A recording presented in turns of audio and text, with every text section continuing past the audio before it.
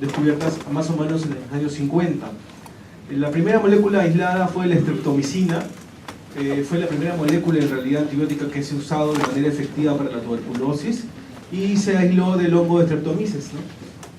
Y algunas otras moléculas aminoglicósidos que han sido aisladas de otros hongos como la micronofora, ¿no? La importancia histórica, como ya mencioné previamente, es que la streptomicina, el primer grupo de medicamentos aminoglicósidos, fue usado de manera efectiva contra la tuberculosis y algunas infecciones para Gram negativos, ¿no?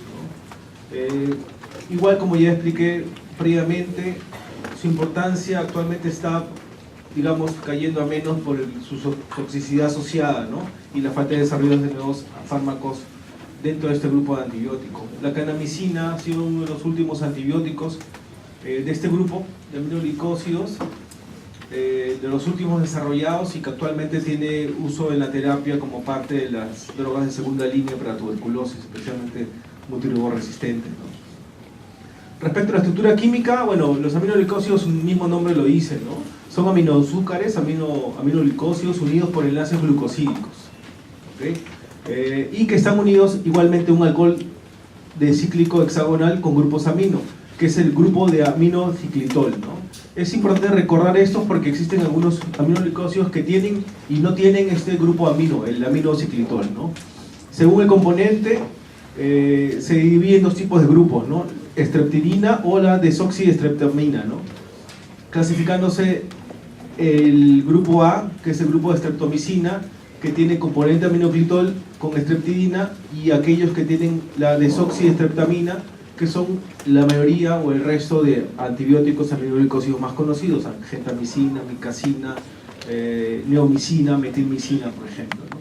Y recordar que la spectinomicina, que se usa más que todo de aplicación tópica, está compuesta solamente por aminoclitol, pero sin componente aminoglicósido, ¿no? Es un antibiótico de estructura polar, no tiene absorción oral, por eso es que los compuestos son parenterales, ¿no? Las sustancias con pH muy bajo inactivan, especialmente pH menos de 6.5, perdón, menos de 7.5, por lo tanto la absorción enteral inactiva completamente los aminoglicósidos, ¿no?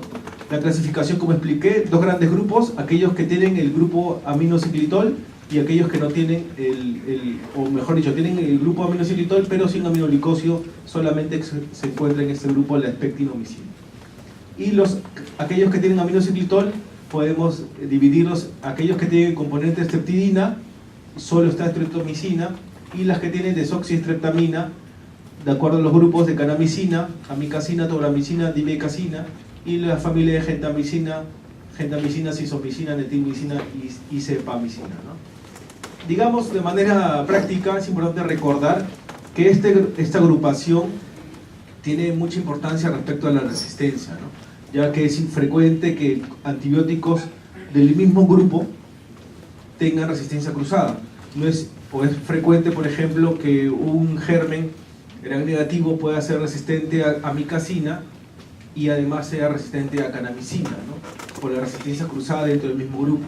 Pero podría ser resistente a gentamicina, pero sensible a amicacina, ¿ok?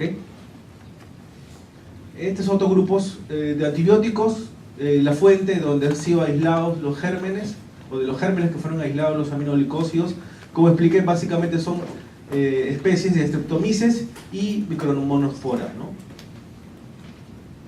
El mecanismo de acción de los aminoglicósidos entran en el grupo de inhibidores de la síntesis proteica, especialmente sobre la subunidad 30S. Recordemos que a nivel ribosomal las bacterias tienen dos subunidades, ¿no? La subunidad 50S y la subunidad 30S.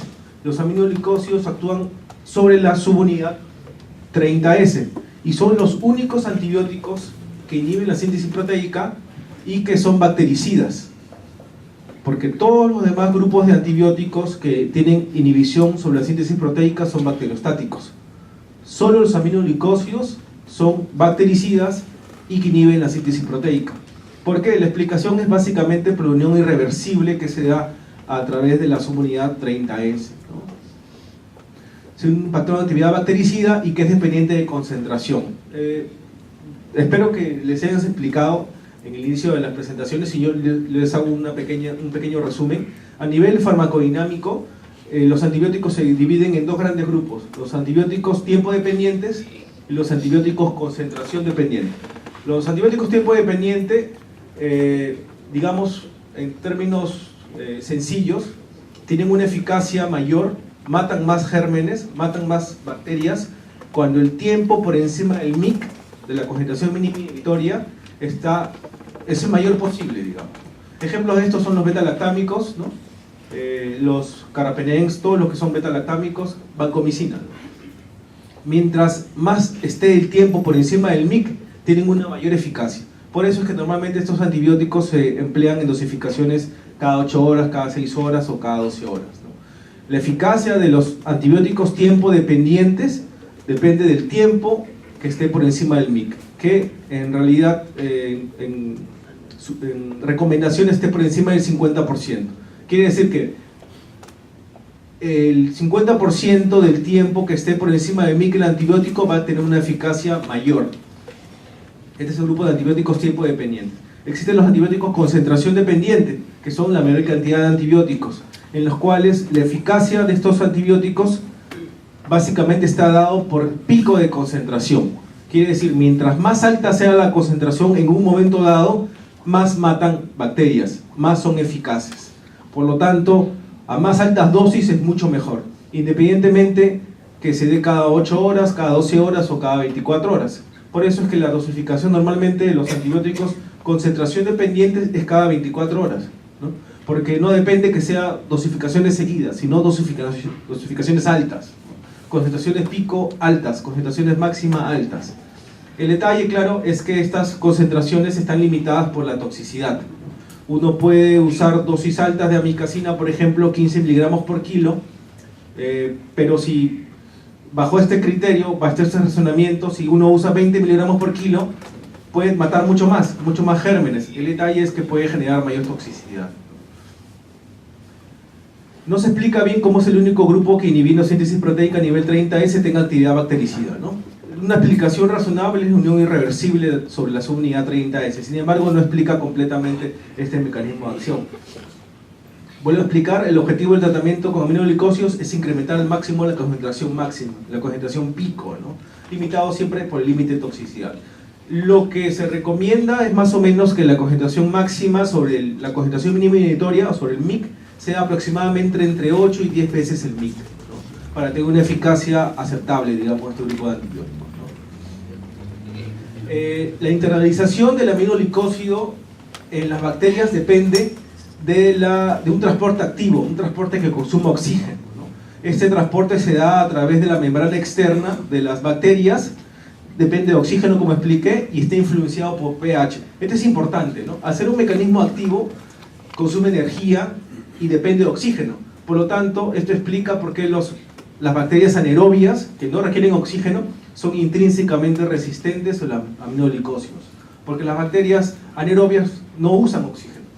Por lo tanto, no usan oxígeno, no pueden tener este mecanismo de transporte activo que traspase la membrana externa, ¿no?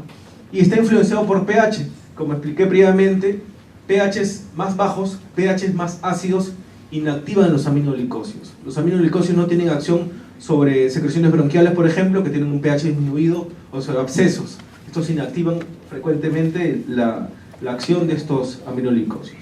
Y finalmente se da la unión irreversible a la subunidad 30S ribosomal, alterando el complejo de iniciación y la inducción de errores de lectura en la síntesis proteica, como ya se explicó previamente. Recalcando nuevamente, la actividad antimicrobiana es inhibida por pH ácido, de manera que no actúan sobre secreciones bronquiales, abscesos, necrosis tisular y grandes cantidades de detritus orgánicos, ¿no? Cuando tengamos un absceso, si se usa un aminoglicosio, no esperemos que tenga una acción importante, ¿no? Porque se va a inactivar, especialmente en presencia de estos tipos de cantidades o tejidos, ¿no?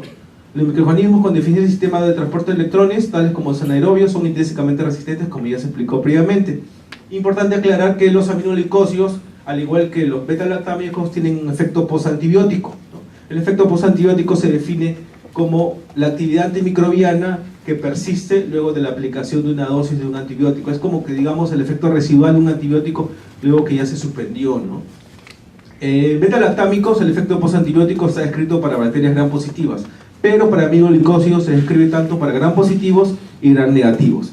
Más o menos el rango de tiempo o de efecto postantibiótico es alrededor de media hora a 7.5 horas, más o menos, ¿no?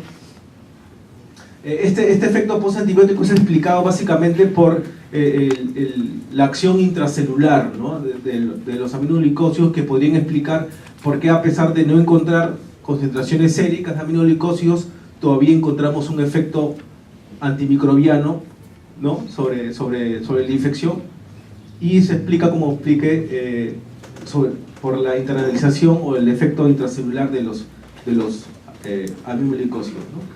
Estos son más o menos a qué nivel inhiben la síntesis proteica con diferentes efectos, ¿no? Los aminoglicósidos se unen sobre la subunidad 30S y a esta acción bloquean la iniciación de la síntesis proteica, que es el mecanismo más conocido, bloquean la traslación y la terminación prematura del RNA mensajero, incorporan aminoácidos incorrectos que igualmente sintetizan proteínas deficitarias que pasan a formar parte de la membrana y que genera un tipo de membrana inestable, ¿no? Por lo tanto, favorece la disrupción de la misma, generando una pérdida de cationes y aniones intracelulares, y que genera la lisis celular. Recordar que el aminoglicósido tiene una distribución libre, tiene una concentración adecuada en sangre, y tiene igualmente una concentración importante de líquido intersticial de la mayoría de tejidos, debido a que se une escasamente unión a proteínas y un alto nivel de solubilidad, con un volumen de distribución que está entre 0.2 y 0.3 litros por kilogramo de peso, ¿no? Atraviesan pobremente membranas biológicas, excepto las células del riñón, especialmente las células del túbulo contorneado proximal, que es donde ejerce efectos tóxicos. El oído interno, igualmente, son consecuencias en realidad lógicas, ¿no? Porque al atravesar el riñón tiene su toxicidad. Al atravesar las células del oído interno también tiene la toxicidad a nivel vestibular y coclear, ¿no? Y la membrana sinovial, donde se pueden encontrar concentraciones séricas importantes o concentraciones importantes de los aminoglicósidos. Se remueven eficientemente por hemodiálisis, ya que no tienen unión a proteínas séricas, y poco por diálisis peritoneal. Algo importante mencionar, que la inyección subconjuntival proporciona niveles adecuados en el humor acuoso, mas no en el humor vítreo, ¿no? Por lo que en caso de endoftalmitis hay que recurrir a la administración intravítrea. El uso oftalmológico de antibióticos en realidad es otro capítulo aparte, ¿no? La farmacología cambia mucho, muy pocos antibióticos atraviesan adecuadamente, o llegan hasta el ojo, especialmente en casos de endoftalmitis. Los aminoglicósidos, para tener un efecto directo, tienen que ser administrados de manera local, ¿no? A través, inyecciones subconjuntivales o intravítreas en el caso de endoftalmitis, ¿no? Algo importante considerar respecto a las compatibilidades o incompatibilidades, que si bien es cierto, los aminoglicósidos, y la mayoría de nosotros probablemente tengamos el recuerdo o conozcamos que su uso es básicamente por sinergia con beta-lactámicos, recordemos que dentro de las incompatibilidades que tienen es que no debemos mezclar beta-lactámicos y aminoglicósidos en el mismo frasco, porque se bloquean, se inactivan la administración. Tienen que ser colocados en dos vías diferentes, ¿no? La excreción de los aminoglicósidos se da por filtración glomerular, ¿no? Se excreta más del 90% por filtración glomerular de manera inactiva. Esto tiene una explicación y una consecuencia lógica igualmente, ya que al excretarse de manera activa a través de la orina, su uso normalmente también está dado en monoterapia para casos de infecciones urinarias, especialmente complicadas, ¿no? Y además tiene su explicación también a nivel de toxicidad, ¿no? Más del 90% de la dosis se recupera sin modificar en la orina, ¿no? La vida media sérica de la gentamicina, tobre y netilmicina, que pertenecen al mismo grupo, es de 2 horas, y de la damicacina es de 2 y 3 horas aproximadamente. El aspecto antimicrobiano de los aminoglicósidos es básicamente gram negativos, bacilos gram negativos. Si queremos tener o tratar de fijar algunos conceptos, aminoglicósidos básicamente para gram negativos, ¿no? Tiene una buena cobertura especialmente sobre enterobacterias y bacilos no fermentadores, ¿no? Tanto como pseudomonas y acinetobacter. Tiene un efecto gram positivo, pero no es de elección en realidad. El efecto gram positivo se ve más que todo por estafilococos, enterococos y estreptococos, que son gérmenes que hay en la piel, y normalmente el uso clínico de aminoglicósidos para gram positivos es a través de aplicación tópica, ¿no? Por eso es que, bueno, de hecho que conocemos que existen algunas cremas, ¿no?, polivalentes, se le denomina de esa forma, que tienen netilmicina o neomicina asociado a bacitracina y por ahí un antimicótico, ¿no? El efecto de estos aminoglicósidos, neomicina o metilmicina, es básicamente sobre el efecto tópico para gram positivos, ¿no? Pero básicamente la acción sobre gram positivos se basa en la sinergia con beta-lactámicos o glucopéptidos, ¿no? Recordemos que la sinergia antibiótica es la asociación de dos o más antibióticos para ampliar el espectro antibiótico del primer antimicrobiano usado. En este caso, de manera, digamos, práctica, es cuando 1 más 1 es 3 o 4, ¿no? Eso es sinergia antibiótica, la ampliación del efecto antimicrobiano por la asociación con aminoglicósidos. No existe otro tipo de sinergia antibiótica descrita actualmente en otro grupo de antibióticos. La única sinergia que existe teórica es entre beta-lactámicos o glicopéptidos con aminoglicósidos. ¿Okay? Lo demás son asociaciones de antibiótico o combinación de antibióticos, pero que no son sinergia, en los cuales podemos usar, por ejemplo, para una neumonía complicada, hay esquemas, por ejemplo, que usan beta-lactámicos con quinolonas, ¿no? Un ejemplo típico, ceftriaxona con ciprofloxacino. Esto no es una sinergia, es asociación de antibióticos para cubrir algún germen que por ahí se nos esté escapando, ¿no? Pero no es sinergia propiamente dicha. Son activos frente a Staphylococcus aureus sensible a meticilina y algunas cepas resistentes a meticilina. Recordemos igualmente que el espectro antimicrobiano, además de gram negativos y gram positivos, tienen efectos sobre Mycobacterium tuberculosis, especialmente streptomicina, droga de primera línea, y canamicina o amicacina, drogas de segunda línea en resistencia a MDR, tuberculosis, brucela, especialmente gentamicina y amicacina, y listeria monocitógenes como drogas de segunda línea, el uso de amicacina. Algunos criterios para determinar la resistencia, de acuerdo a los MIC de gentamicina y tobramicina, menos de 4 microgramos por mililitros, dimicina menos de 8 y amicacina menos de 16. Recordemos que los aminoglicósidos no tienen efectos, o estos gérmenes son resistentes intrínsecamente a los aminoglicósidos. Los anaerobios, ningún anaerobio es sensible a aminoglicósidos, ¿no? Y la Streptomona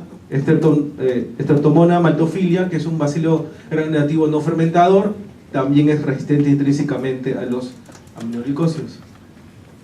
Este es un patrón, bueno, es un gráfico del libro de Mandel, que más o menos explica cómo tienen un efecto antimicrobiano respecto a bacilos gram negativos, enterobacterias, gram positivos, especialmente Staphylococcus aureus, y algunos otros como Mycobacterium y Brucella, ¿no? Como expliqué, la sinergia se describe básicamente por la asociación de antimicrobianos que actúan sobre la pared bacteriana con aminoglicósidos, ¿no? Estos ejemplos en realidad la sinergia está descrito in vitro, ¿no? Existen pocos casos clínicos o poca demostración in vivo de que esta eficacia in vitro tenga cierta utilidad de manera práctica, digamos, ¿no?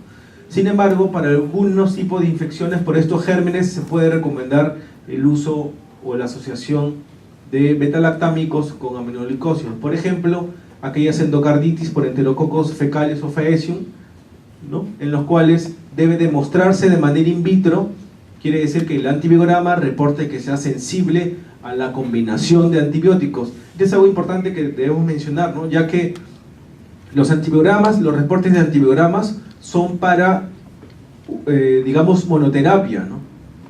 No es para terapias combinadas. Cuando queremos usar antibióticos combinados, buscar una sinergia, por ejemplo, con aminoglicósidos, tiene que demostrarse que in vitro la asociación de dos discos, uno que sea beta-lactámico con aminoglicósidos, sea sensible, ¿no? Por eso es que en algunos antibiogramas, de pronto algunos conocerán, se reporta también la sinergia con gentamicina o streptomicina para aminoglicósidos, ¿no? También se usa en estreptococos de grupo Viridia, probablemente fasciitis necrotizante o infecciones de celulitis complicadas, Streptococcus pyogenes, Staphylococcus aureus, algunas enterobacterias, ¿no?, Pseudomonas aeruginosa y Listeria monocitógenes. Esta es una tabla que menciona algunos ejemplos, ¿no? Y cómo la sinergia bacteriana está descrita para estos tipos de gérmenes. La resistencia es relativamente limitada en realidad. Los mecanismos de resistencia para aminoglicosios no se da por modificación del sitio de acción, sino más bien por enzimas inactivadoras. La resistencia a aminoglicosios es básicamente por enzimas inactivadoras, ¿no? Está descrito también bombas de flujo, especialmente en gérmenes gram negativos no fermentadores, Pseudomonas y Acinetobacter, pero la mayoría de resistencia a aminoglicosios se da por enzimas inactivadoras, ¿no? Por ejemplo, nucleotiltransferasas, fosfotransferasas, aciltransferasas y algunas enzimas bifuncionales que acetilan y fosforilan sustratos secuencialmente, ¿no? Que se da más que todo resistencia para micacina, pero básicamente la resistencia a aminoglicosios es por enzimas inactivadoras. Estas enzimas inactivadoras disminuyen la afinidad por el sitio de acción, modifican, digamos, la estructura del aminoglicosio, por lo cual disminuye la afinidad sobre la subunidad 30S, generando una inestabilidad en la adhesión sobre esta subunidad, ¿no? Recordemos igualmente que la micacina es más resistente a enzimas inactivadoras. La resistencia a micacina, por suerte, no es tan frecuente a comparación de otros aminoglicosios. Sin embargo, la micacina es mucho más cara que otros grupos, con otros tipos de antibióticos de este grupo, ¿no? Los enterococos, que son gram positivos, muestran una resistencia intrínseca a aminoglicosios debido a un transporte deficitario a través de la membrana. Lo mismo que ocurre con los anaerobios, ¿no? Al tener un transporte deficiente que no depende de oxígeno, digamos, imposibilita que el aminoglicosio pueda atravesar la barrera, la membrana externa de la bacteria, ¿no? Esta resistencia se supera con la asociación de un microbiano con actividad sobre la pared bacteriana, ¿no? Al tener un beta-lactámico, el beta-lactámico actúa sobre la pared de tal forma que el aminoglicosio puede atravesar la pared y la membrana bacteriana, ¿no? Ejerciendo su efecto sobre la subunidad ribosomal, ¿no? Provocando el sinergismo, que es la explicación de este tipo de mecanismo de acción, ¿no? Algunos enterococos pueden mostrar resistencia por esta enzima bifuncional que ya se explicó previamente. La resistencia de alto nivel a streptomicina puede ser por mutación ribosómica o inactivación enzimática, igual ya expliqué, ¿no? La mayoría de resistencia se da por enzimas inactivadoras, sin embargo, algunas veces puede darse mutación ribosómica. Y también existen descritos resistencia de alto nivel en la anulación del sinergismo bactericida entre aminoglicosios y beta-lactámicos o glucopéptidos, ¿no? Otros microorganismos tienen disminución de la entrada y la acumulación, que está descrito en Staphylococcus aureus, especialmente aquellos resistentes a meticilina, que normalmente agrupan muchos mecanismos de resistencia asociados a este germen. La modificación del ribosoma, que se da en Mycobacterium tuberculosis. Bombas de flujo, descrito para bacilos gram negativos no fermentadores, como Acinetobacter y Pseudomonas. Y modificación enzimática de grupo amino o hidróxido, que básicamente se da en otro tipo de gérmenes, básicamente no fermentadores, como Stenotrophomonas, ¿no? Los usos clínicos de los aminoglicosios, en realidad, como se explicó previamente en la presentación, su uso clínico está cada vez es menor, ¿no? Especialmente limitado por la toxicidad que se da en estos grupos de antibióticos, con el desarrollo de nuevos betalactámicos, ¿no? Que tienen efectos mayores o igual de eficaces que los aminoglicosios, y las quinolonas, ¿no? Que son los grupos de antibióticos que han sido desarrollados últimamente de mayor cantidad, ¿no? Sin embargo, pueden estar recomendados en infecciones serias por gram negativos, especialmente infecciones urinarias complicadas. Normalmente el uso de aminoglicosios siempre es en combinación con otro grupo de antibióticos. La única indicación de uso en monoterapia es para infecciones urinarias complicadas. El resto de diagnósticos, digamos, o infecciones es en terapia combinada, en combinación con betalactámicos, para obtener la sinergia en casos, por ejemplo, de neutropenia febril, infecciones intraabdominales o pélvicas, y algunas infecciones enterocócicas, especialmente en las presentaciones de endocarditis, ¿no? Buscando siempre esta sinergia ya comunicada, ¿no? La estreptomicina asociada a doxy para el tratamiento de brucelosis, que también es conocido. También se puede usar gentamicina o amicacina. También recordar su uso clínico en tuberculosis, especialmente en drogas de segunda línea, canamicina. La paromomicina, que también es un aminoglicosio que tiene una actividad antihelmíntica. y tiene un efecto básicamente intraluminal sobre algunos parásitos. Y administración tópica local, las cremas con metilmicina, neomicina, que tienen efectos sobre gram positivos, nebulizaciones, trovamicina, por ejemplo, que se usa para pacientes con fibrosis quística, que tienen infecciones crónicas por pseudomonas, estos bits o cementos que se colocan cuando hay infecciones de prótesis, que tienen gránulos de aminoglicosidos o a veces vancomicina también, gotas oftálmicas para el uso de conjuntivitis, administraciones intravítreas, gotas ópticas, cremas antimicrobianas, su uso local en el caso de ventriculitis intrahospitalaria, uso de amicacina normalmente también está descrito. Estos son algunos patógenos, ¿no? Y los tipos de aminoglicosidos y las drogas que se usan en combinación. Como mencioné, básicamente son beta-lactámicos o vancomicina, ¿no?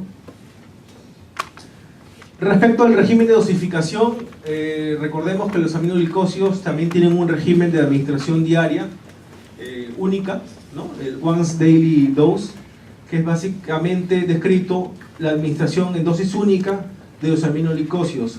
Esto está recomendado especialmente en cierto grupo de pacientes, ya que demuestra que al administrar una dosis única tiene una concentración máxima, digamos, mayor, el objetivo farmacodinámico es mucho mejor, por lo tanto una eficacia igual, comparativamente igual o mejor que la administración convencional cada 12 horas o cada 8 horas, y tiene una toxicidad similar.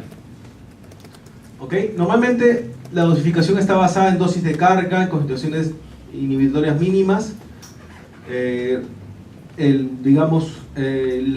seguimiento de concentraciones séricas de pico y valle, especialmente para determinar toxicidad y eficacia, y los intervalos de administración relacionados básicamente al tiempo vida media, ¿no? El régimen de dosificación una vez diario tiene un objetivo de minimizar los efectos adversos, ¿no? Recordemos que estos conceptos nuevos de administración única diaria está basado por una aparente menor toxicidad, ¿no? La toxicidad renal descrita para aminoglicosidos recordamos que es saturable, ¿no? Llegado a cierto punto de dosis o de concentración sérica no existe una mayor toxicidad, por lo tanto esto puede favorecer el uso de una administración única, o mejor dicho, de administración diaria única de aminoglicosidos, ¿no? La actividad está en función de la concentración. Un ejemplo para que puedan entender un poquito mejor, de repente puede resultar un poco confuso. Digamos, amicacina, la dosis de recomendación de amicacina es 7.5 miligramos por kilogramo de peso cada 12 horas. ¿No? Esa es la dosis convencional que se usa para amicacina.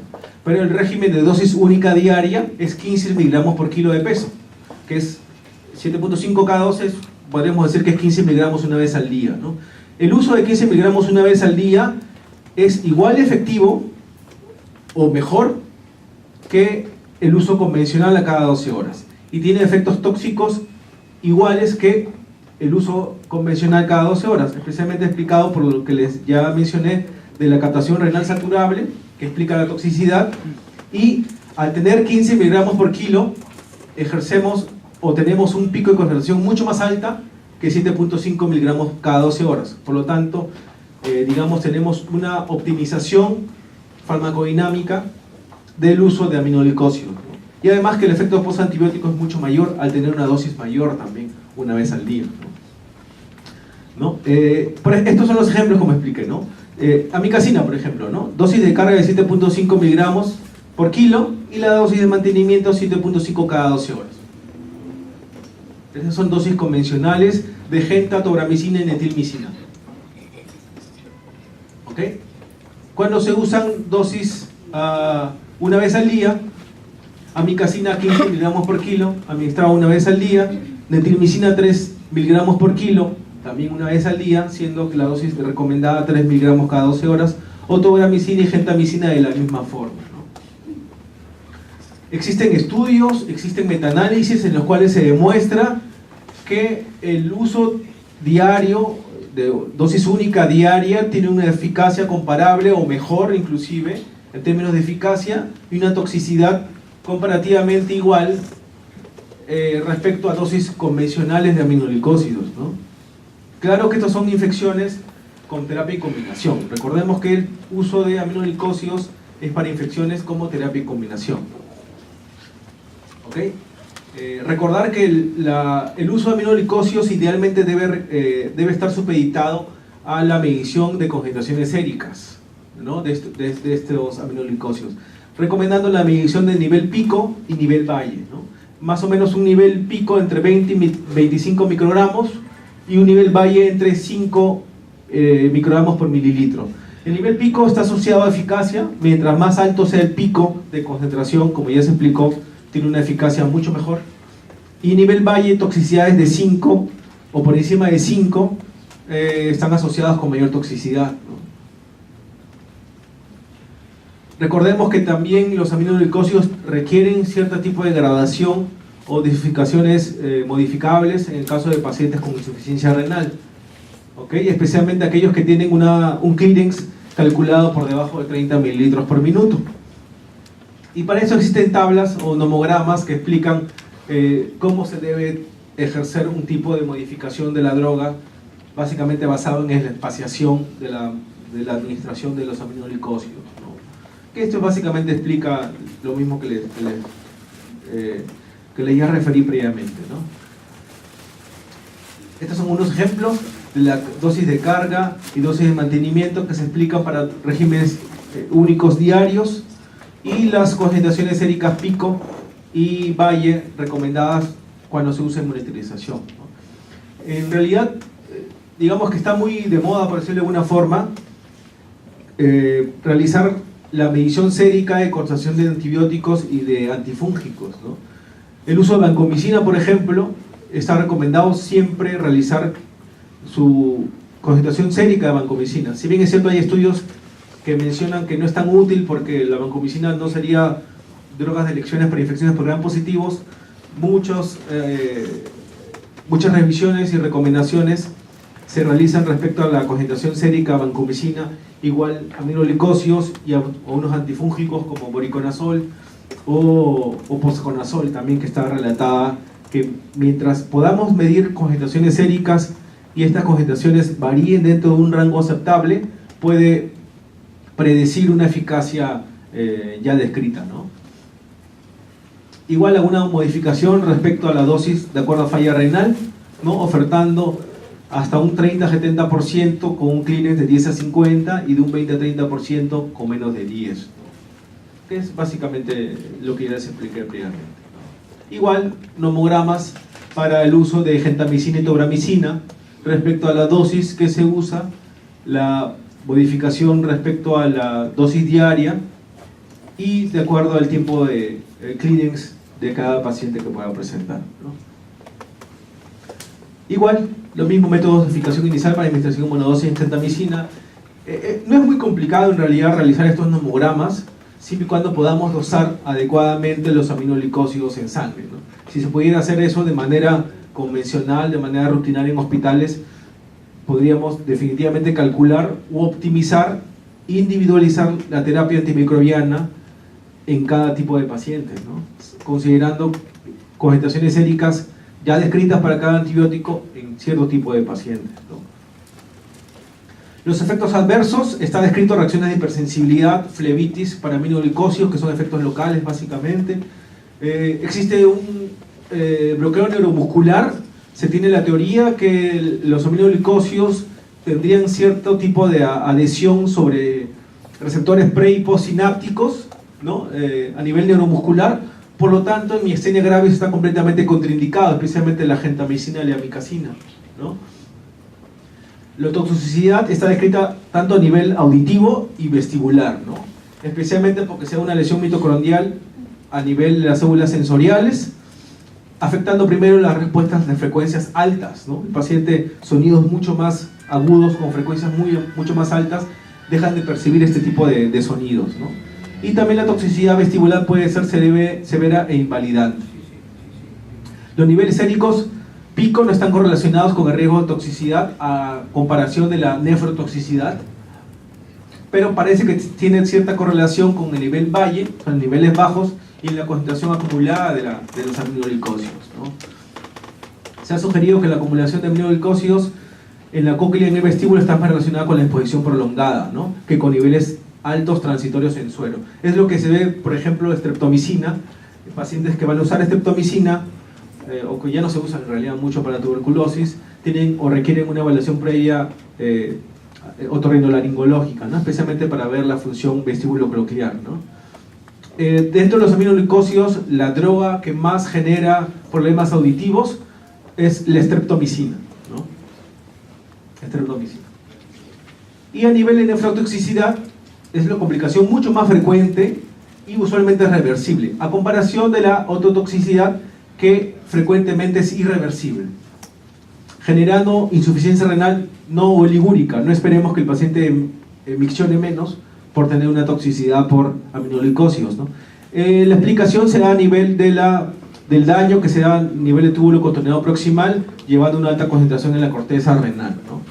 En el epitelio tubular proximal, alteración de metabolismo de fosfolípidos, formación de radicales libres y lesión celular que lleva una activación del sistema renina-angiotensina con vasoconstricción local que genera una disminución en la filtración glomerular, ¿no? El aminoglucósido mayormente asociado a nefrotoxicidad es la neomicina. La neomicina, por lo tanto, no se usa de manera sistémica, solo se usa de manera local, ¿no? En cremas, básicamente, ¿no? Aplicación tópica. También está descrito para gentamicina, pero de todas las aminoglucósidos, neomicina es quien está más asociado a nefrotoxicidad. ¿Ok? Factores asociados a nefrotoxicidad son pacientes con edad avanzada que ya tienen un Kleenex bajo fisiológico, aquellos pacientes que tengan un problema renal preexistente, pacientes inestables con volumen de distribución amplios, que sean obesos, que tengan niveles séricos elevados, uso concomitantes con otros aminoglucósidos, con otros nefrotóxicos, ¿no? La frecuencia está reportada hasta 60%, dependiendo de cómo definamos nefrotoxicidad, ¿no? 8% más o menos en condiciones controladas, condiciones, digamos, hospitalarias, ambientes hospitalarios, que es el rango de incidencia que tengamos de nefrotoxicidad por aminoglucósidos. 5 minutos, doctor. Okay. Factores de riesgo ya descritos previamente. El uso de concomitantes de otras drogas. Pacientes normalmente que usan aminoglucósidos también usan otros antibióticos como vancomicina, anfotericin B, furosemida, clindamicina, piperacilina, beta-lactámicos, que son drogas que también tienen un efecto nefrotóxico y que se adiciona al uso ya de aminoglucósidos per se. ¿Ok? No sé si tienen alguna pregunta, comentario de pronto o duda.